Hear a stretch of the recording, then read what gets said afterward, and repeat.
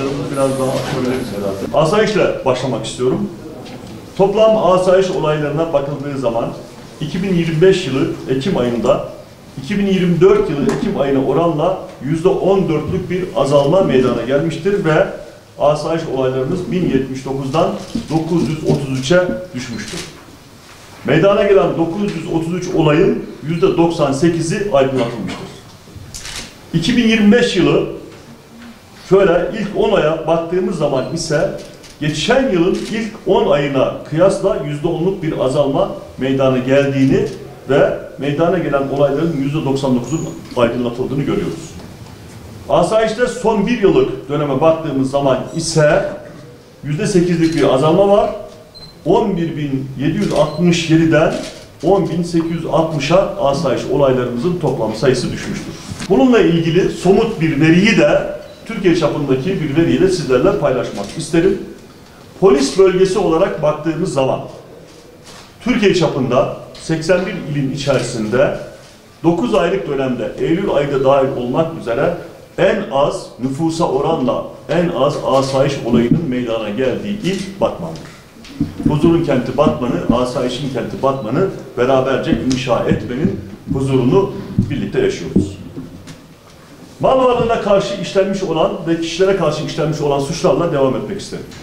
Kişilere karşı işlenmiş olan 10 önemli suçta 2024 yılı Ekim ayında 318 olay, 2025 yılı Ekim ayında ise 257 olay meydana gelmiş olup totalde %19'luk bir düşüş meydana gelmiş ve bu şekildeki kişilere karşı işlenmiş olan 10 önemli suçta bunun içerisinde kasten yaralama, tehdit, hakaret, kişilerin huzur ve sükununu bozmak gibi suçlar vardır.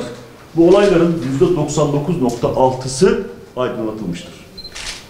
2024 yılı ilk 10 ayda 2814 olay, 2025 yılı ilk 10 ayda ise 2456 olay meydana gelmiş olup burada da %13'lük bir düşüş meydana gelmiş. 10 aylık dönemdeki aydınlatma oranı da %99.8'i bulmuştur. Son bir yıllık dönem içerisinde ise %10'luk bir azalma meydana gelmiş. Olay sayısı da 3296'dan 2966'ya düşmüştür. Ve bu olayların da son bir yıllık dönem içerisindeki aydınlatma oranı da %99'u bulmuştur. Mal varlığına karşı işlenmiş olan 10 önemli suç, iş yerinden, evden hırsızlık, yan kesicilik, dolandırıcılık ve otodan hırsızlık gibi önemli suçların olmuş olduğu suç kategorisinde ise 2024 yılı Ekim ayında 105 olay, 2025 yılı Ekim ayında ise 54 olay meydana gelmiş olup %49'luk bir düşüş sağlanmıştır. Aydınlatma oranlarımız ise %82'den %94'e çıkmıştır. 2024 yılı ilk 10 aylık dönemde 1015 olay, 2025 yılı ilk 10 aylık dönemde ise 658 olay meydana gelmiş olup 10 aylık periyoda göre düşüş oranında %35'i bulmuştur. Ve aydınlatma oranımız da %81'den 96'ya yükselmiştir. Son bir yıllık periyodu ele aldığımız zaman ise mal varlığına karşı işlenmiş olan önemli suçlarda yine %28'lik bir azalma meydana gelmiş ve olay sayımız 1210'dan 873'e düşmüş. Aydınlatma oranımız da %80'den 92'ye çıkmış durumdadır. Aranan şahısların yakalanması, gerek asayiş olaylarının sayısal olarak azaltılmasında, gerekse nitelikli asayiş olaylarının düşmesinde en önemli faktör olarak görmüş olduğumuz husus aranan şahısların, kişilerin yakalanmış olmasıdır. Bu çerçeve içerisinde de baktığımız zaman 2025 yılı Ekim ayında hakkında mahkemelerce aranması olan 913 şahıs, İlk 10 aylık dönemde 6698 şahıs ve son bir yıllık dönemde de 7634 şahıs yakalanarak adli mercilere intikal ettirilmiştir. Son 3 yıllık dönem içerisinde 17.660 şahıs yakalanarak cezaevlerine ya da adli mercilere teslim edilmiş durumdadır. İkinci önemli kategorimiz narkotiktir. Narkotikle ilgili de verileri sizlerle paylaşmadan önce yine Türkiye çapındaki polisimizin önemli bir başarısını daha buradan sizlerle paylaşmak isterim.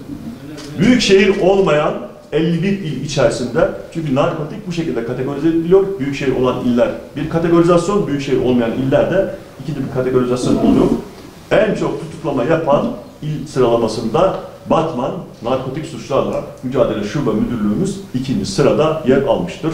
Bu başarısından dolayı polisimizi 2. defada tebrik etmek istiyorum. Ve bir başka hususu yine sizlerle paylaşmak isterim. Bizim narkotikle ilgili, uyuşturucuyla ilgili elimizdeki en somut veri kanalizasyon sistemlerinden alınmış olan uyuşturucuyla ilgili test sonuçlarıdır.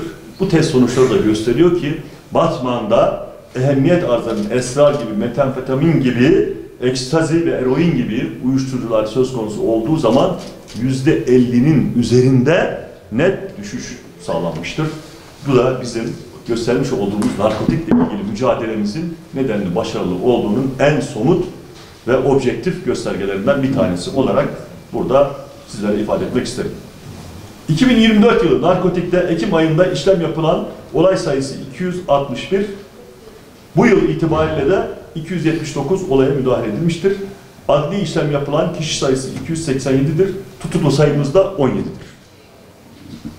Yapılan operasyonlarda 20 kilo, Ekim ayı içerisinde yapılan operasyonlarda 20 kilo 969 gram skank maddesi, 2 kilo 761 gram bonzai, 309 gram esrar, 73 gram metamfetamin, 32 gram eroin, 2338 adet sentetik ecza uyuşturucu, toplamda 24 kilo 144 gram uyuşturucu madde ve 2338 adet de uyuşturucu hap ele geçirilmiş durumdadır. Son bir yıllık dönem içerisinde ise 350 kilo skank, 100 kilo esrar, 45 kilo metamfetamin, 6 kilo bonzai, 3 kilo eroin, 507 gram kokain olmak üzere toplamda 506 kilo uyuşturucu madde ele geçirilmiş durumdadır. Son 3 yıllık dönemde ise toplam olay sayımız 6387, adli işlem yapılan şüpheli sayısı 7250, tutuklu sayımız ise 608'i bulmuştur.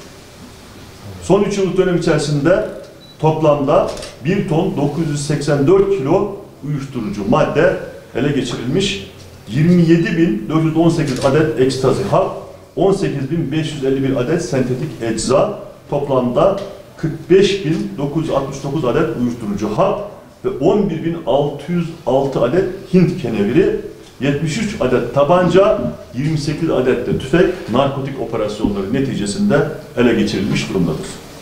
Kaçakçılık ve organize suçlar başlığı altında ise 2024 yılı Ekim ayında olay sayımız 82, 2025 yılı Ekim ayındaki olay sayımız 103'tür. Adli işlem yapılan kişi sayısı da gene 103, tutuklu sayımız ise 4'tür.